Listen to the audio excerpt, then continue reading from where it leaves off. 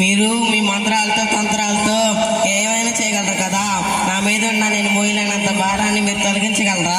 తొలగిస్తాను, కూర్చో.